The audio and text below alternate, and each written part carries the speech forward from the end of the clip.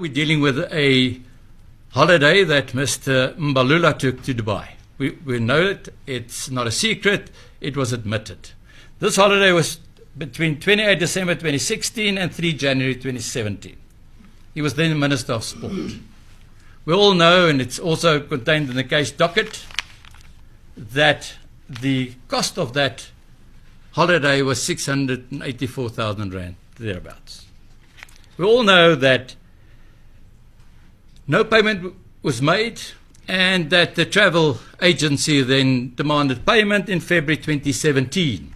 It's in the case docket that in February 2017, Sedgars, through a company linked to Sedgars, made the 300,000 rand payment by means of EFT to the travel agent. We also know that there were cash deposits of 300,000 rand more, cash deposits into the account of the travel agent, and we also know that there was a further 85,000 rand cash deposit at OR Tambo into the account of the travel agent. So that happened.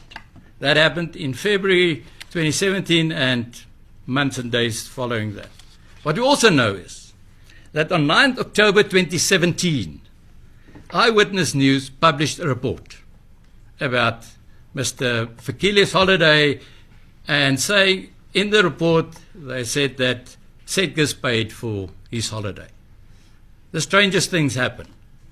On that same day that Eyewitness News made the report, Mr. Mbalula started paying back. He paid back Sedgars through the company that they used on the same day.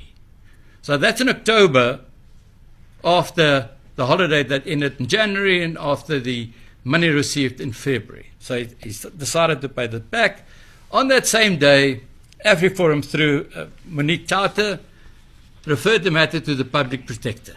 So the Public Protector dealt with the matter, and at the hearing at the Public Protector, on behalf of Mr.